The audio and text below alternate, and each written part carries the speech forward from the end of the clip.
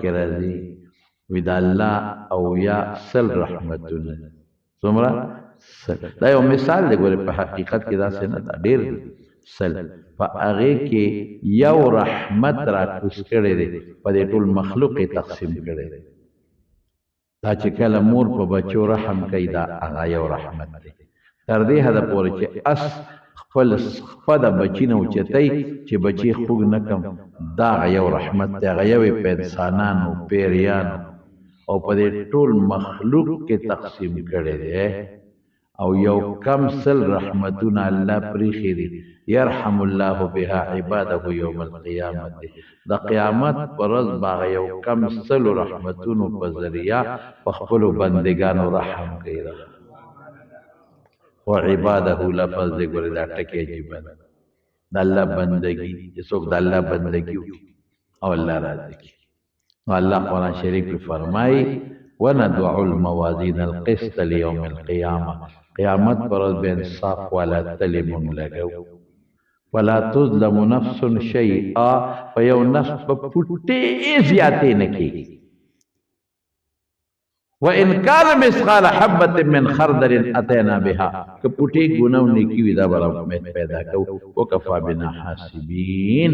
مونږ شاته حاجت نشته په حساب کې مونږ به د خلکو سره حساب کتاب کوو ورونو چې نیکي وکړې د ګناه نه ځان وساتئ ارس لیکلی کېږي او د قیامت په ورځ به مونږ ته رامخکې او د بل دپاره ځان دپاره خو هم نه ده پکار ګناه خو د بل دپاره ګناه نه ده پکار دا څو خبرې مې ستاسو خدمت کې عرض کړې او الله پاک دې په مونږ رحم وکړي الله په مونږ مهربانه شي ای پروردګاره ته را سره آسان حساب وکړو بلکې بې حسابه بې کتاب هم جنت ته بوتلی حضور پاک فرمای او یا زره کسان به هغه چې بغیر حساب او کتاب نه باغه جنت ته ځي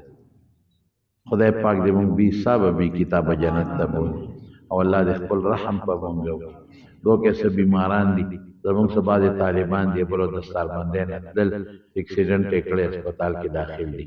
دو کې چې الله وله روغ صحت ورکړي الله وله شفا ورکړي قرضدارانو الله قرضونه خلاص کړي الله موږ له حلاله پراخه روزي راکړي او الله د دنیا او آخرت د فتنو آفتونو نه په امان کې وساتي الله د کبر نه مو ساتي الله د حاسدینو د حسد نه مو ساتي د شریانو د شر نه مو ساتي د بد نظرو د بد نظرو نه مو ساتي دا یو بل ملګری دی بیمار دی دا بل دی حاجی غفر علی صاحب دا بیماران دي الله دې ولر صحت ورکړي حاجی سریر خان بیمار دی سریر خان بیمار دی دا زمونږه د جماعت ګاونډي او زمونږ ډېر ښه نږدې ملګری دی چې الله وله روغ صحت ورکړي الله وله شفا ورکړي الله چې څومره بیماران دي ټول له روغ صحتونه او شفا ورکړي یا الله که د چا اولاد نی اولاد ورکړي چا نارینه اولاد نی نارینه اولاد ورکړي الله ته زمونږ نه راضي شي خدایا د هر قسمت دنیوي او اخروي د قبر او د آخرت د عذابونو د فتنو نه الله په امن او امان کې وساتي خدای چې څومره حاجتمند دي حاجتونه یې پوره کړي وصلی الله تعالی اچھا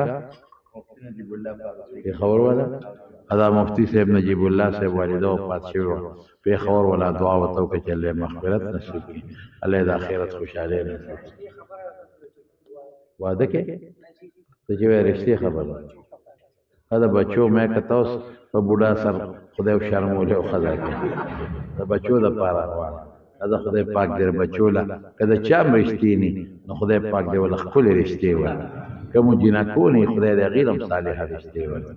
برحمتک یا ارحم الراحمین